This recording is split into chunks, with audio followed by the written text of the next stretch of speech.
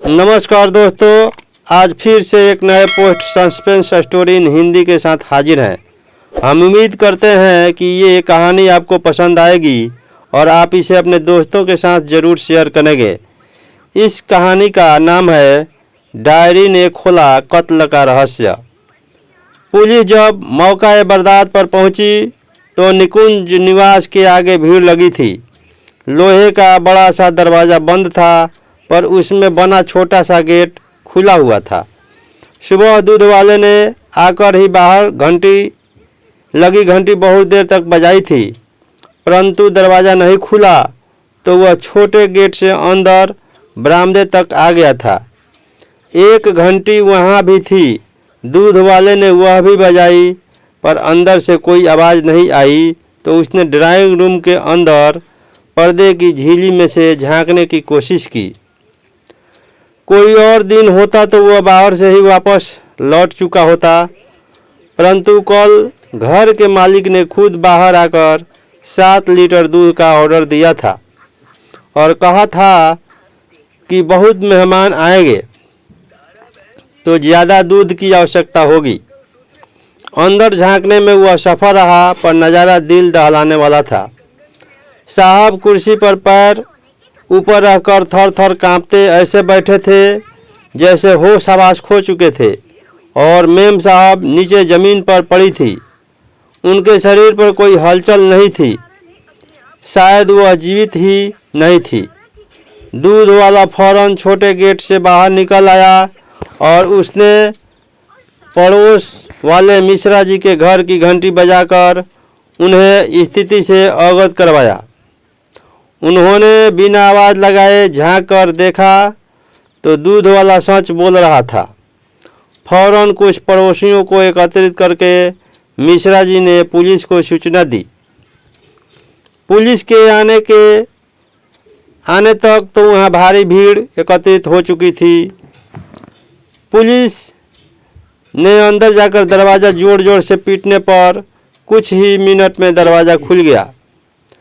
Police की पूछताछ में जो सामने आया वह इस प्रकार था कि 6 महीने पूर्व ही राकेश और तारा इस घर को खरीदकर इसमें रहने आए थे। उनके विवाह को 4 बरस हुए थे और अभी कोई संतान नहीं थी। दोनों ही पड़ोस में किसी से बात नहीं करते थे। पड़ोसियों ने परम में घनिष्ठता बढ़ाने का प्रयास किया, परंतु रूखी सी मुस्कान के अतिरिक्त कोई उत्तर नहीं मिला। सामने पड़ने पर औपचारिक हाय हेलो के अतिरिक्त किसी से बात नहीं होती थी। यह मकान 2 बरस तक बंद रहा था। उससे पहले जो परिवार यहाँ रहता था उनकी जुआ बेटी ने आत्महत्या कर ली थी, यही एक कमरे में। उसके बाद वह परिवार यहाँ से कहीं और चला गया था। अंततः कोई इस मकान को खरीदना नहीं चाहता था। ऐसे में राकेश को यह मकान कम दामों में मिल गया था और उसने इसे खरीद लिया। पड़ोसियों के अनुसार पति पत्नी के संबंध मधुर नहीं थे। लड़ाई झगड़े की आवाज़ अक्सर ही वहाँ से आया करती थी। तारा की मृत्यु के बारे में राकेश ठीक से कोई जवाब नहीं दे पा रहा था। उसके गले में निशान थे जिससे पता चल रहा था कि किसी कपड़े से गला घोंटकर उसे मारा गया है, परंतु कपड़ा गायब था।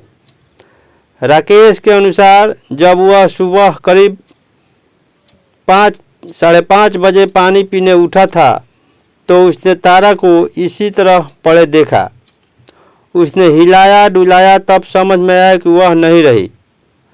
पुलिस द्वारा पूछने पर कि मेहमान कौन से आने वाले थे, राकेश का जवाब था दूध वाले से ऐसा बोलने के लिए तारा ने कहा था। वह कोई सरप्राइज देना चाहती थी। जैसे ही सूचना मिली दोनों के परिवार भी वहां पहुंच गए। तारा के घर वाले राकेश को कोस रहे थे। राकेश के घर वाले मानने को तैयार ही नहीं थे कि वह ऐसा कर सकता है। शक की सुइयां हालांकि राकेश की ओर ही जा रही थी। केस जल्दी ही सीबीआई के सुपुर्द कर दिया गया। संजय एक जाना माना नाम था। इस तरह के उलझे हुए केस की तह तक पहुंचने में उसकी ही मदद ली जाती थी। जब जब से केस उसके हाथ में आया, लोग केस सुलझाने की उम्मीद करने लगे थे। जब तारा की डायरी संजय के हाथ लगी, तब राकेश और भी फंसता नजर आया, क्योंकि उसमें रोजाना के काम का जिक्र था। कहीं तारा ने आत्महत्या की बात नहीं, कहीं कुछ और। ऐसा ही हत्या से 2 दिन पहले तो उसने राकेश से जान का खतरा ही लिख दिया था। आखिरी पेज पर जब संजय ने यह पढ़ा कि राकेश से 7 लीटर दूध क्यों बोला, दूध वाले को मेरे क्रियाक्रम पर लोग इकट्ठा होने वाले हैं, तो उसका माथा ठनका। अब शक की गुंजाइश कहाँ बची थी। राकेश से सख्ती से पूछताछ की गई, परंतु उसका कहना यही था कि ऐसा बोलने को तारा ने कहा था। पूछताछ में यह भी सामने आया कि घर में कई दफ़ा अजीब अजीब आवाज़ भी सुनाई देती थी, जिससे तारा बहुत डर जाती थी। उसे किसी आत्मा के साये की आशंका भी होती थी।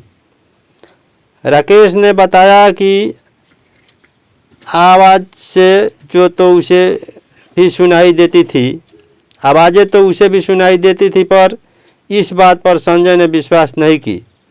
उसने राकेश से पूछा कि तारा डायरी में हर बात लिखती थी, तो उसने डायरी में ये बात क्यों नहीं लिखी। इस पर राकेश ने बताया, तारा को मैंने कभी डायरी लिखते नहीं देखा। वो डायरी लिखती थी यह तो मुझे आपसे पता चला। राकेश ने हैरानी से बोला। संजय ने डायरी निकालकर राकेश को दिखाई। डायरी पिछले 5 से 6 महीने में लिखी जा रही थी। जब राकेश ने डायरी देखी, तब उसने वो डायरी तारा की है यह मानने से ही इनकार कर दिया। उसके अनुसार डायरी की लिखावट तारा की नहीं थी। एक बार तो संजय चकराया, फिर उसने तारा की हैंडराइटिंग दिखाने के लिए कहा।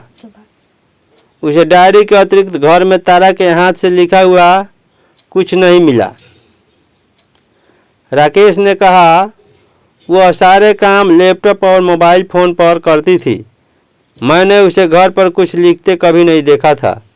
संजय ने पूछा, फिर तुम कैसे यह दावा कर सकते हो कि राइटिंग उसकी है या नहीं। राकेश बोला, क्योंकि शादी से पहले उसने कुछ पत्र मुझे लिखे थे, और एक बार हमारी जोरदार लड़ाई हुई तो गुस्से में उसने खुद ही सब फाड़ डाले। संजय ध्यान से उसके चेहरे को पढ़ रहा था।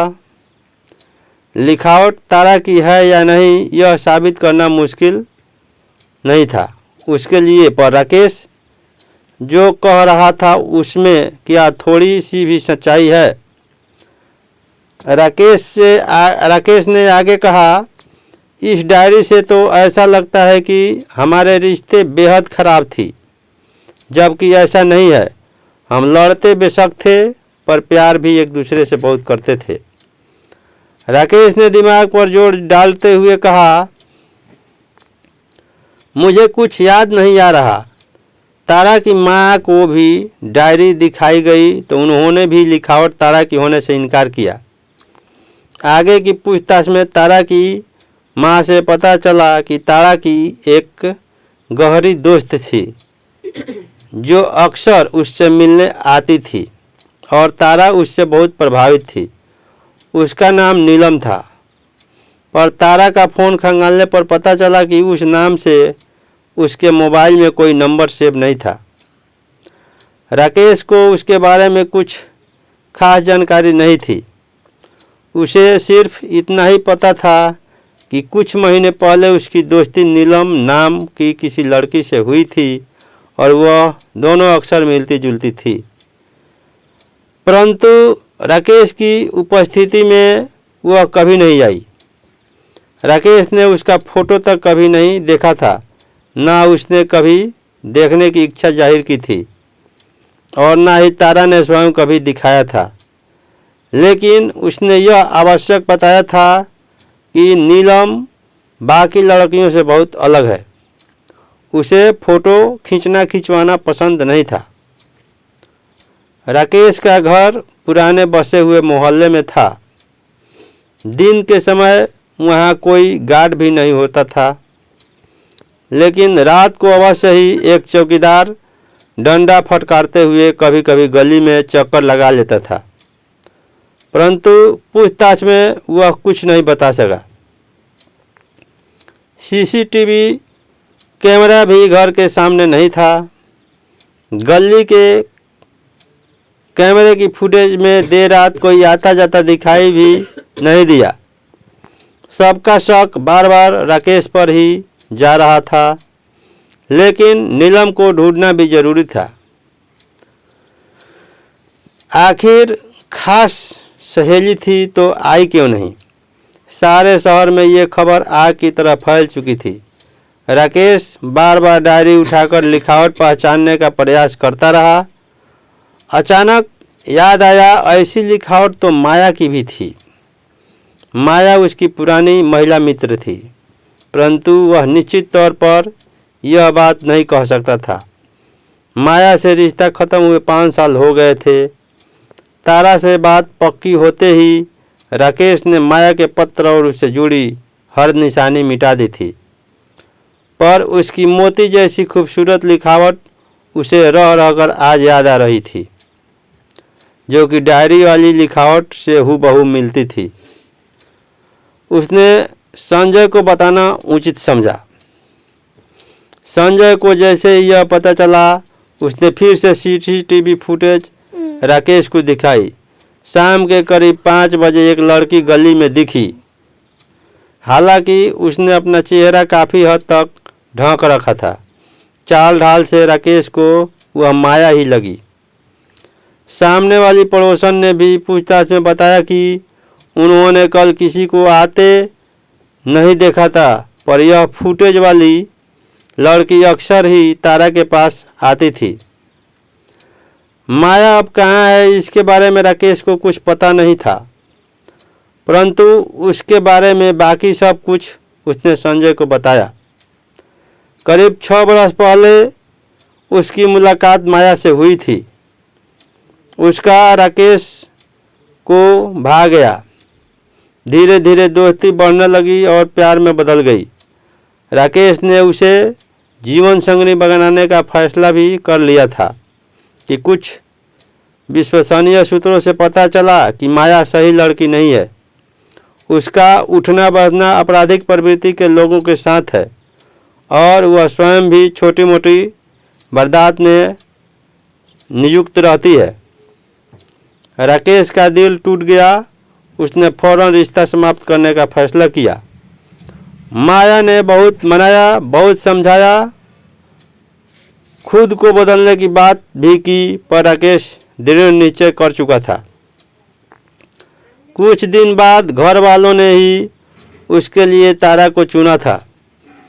6 महीने रिश्ता तय रहा। इस दौरान ही तारा ने राकेश को कई पत्र लिखा था। शादी के बाद माया के बारे में राकेश ने तारा को कुछ नहीं बताया था और उनके बीच सब ठीक ठाक था। तारा को ही किसी ने इस सस्ते दाम पर मिलने वाले घर के बारे में बताया था और राकेश ने इसे खरीद लिया था।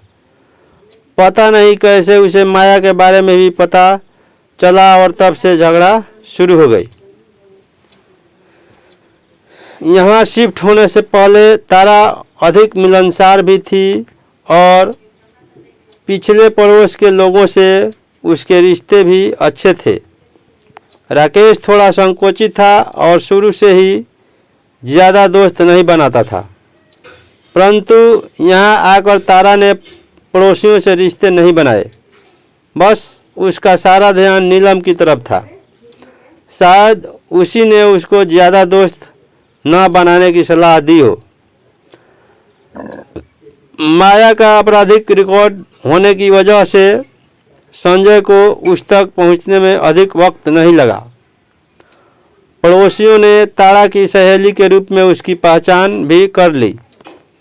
जब पूछताछ की गई तो सारी साजिश की जिम्मेदार वही निकली।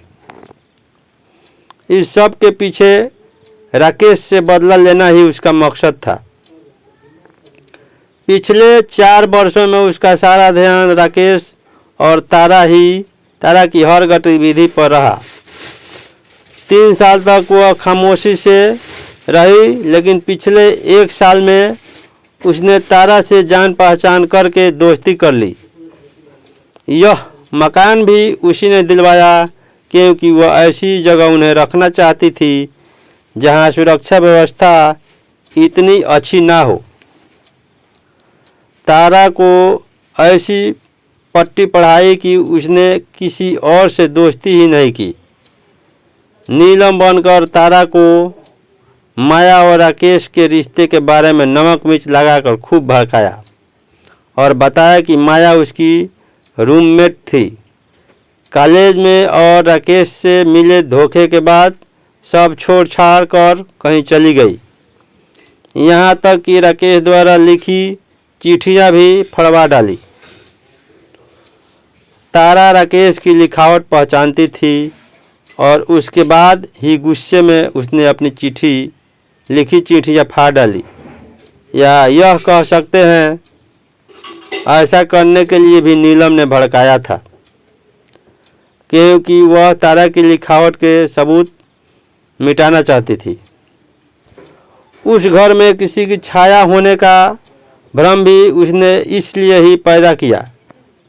इसके लिए उसने कभी कभी रिकॉर्ड की हुई सांसों की आवाज़ और कुछ अन्य आवाज़ चलाने का इंतज़ाम किया था। इस सिलसिले में वह उसकी मददगार भी बन रही थी। दूध वाला 7 लीटर दूध इसलिए लाया था कि भूत भगाने के लिए घर में पूजा रखवाई गई थी और राकेश के लिए यह पूजा सरप्राइज थी। सब कुछ योजना बनाकर एक दिन पहले शाम को राकेश के घर पहुंचने से पहले वह प्रसाद के नाम पर नशीली खीर दे गई थी और खाना खाने के बाद राकेश और तारा ने वह खीर खाई थी। दोनों गहरी नींद में सो गए। उस दिन वह घर में ही छुपी रही। रात को तारा को खींचकर कमरे में ले आई, जिससे राकेश की नींद ना खुले। अपने ही दुपट्टे से उसका गला घोंटकर मार दिया और सारे सबूत मिटा डाली।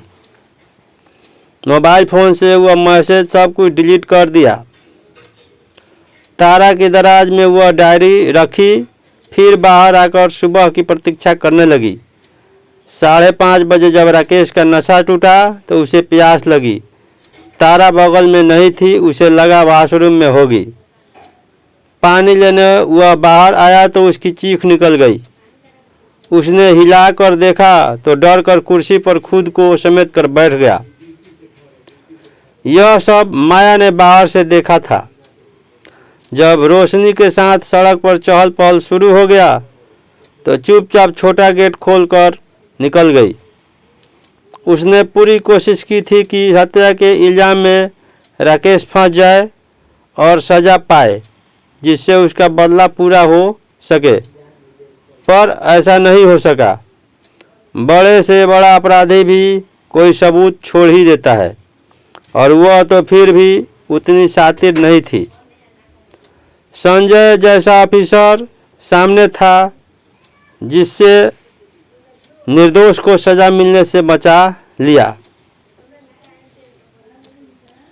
तो ये पोस्ट सस्पेंस स्टोरी हिंदी में इतना ही। ये कहानी आप लोगों को कैसी लगी आप हमें कमेंट करके बता सकते हैं। ऐसे ही मज़ेदार कहानी आपके लिए आगे भी लेकर आते रहेंगे। तो चैनल पर नए हैं तो चैनल को सब्सक्राइब करें, वीडियो को लाइक और शेयर करें। धन्यवाद। Thank you for watching.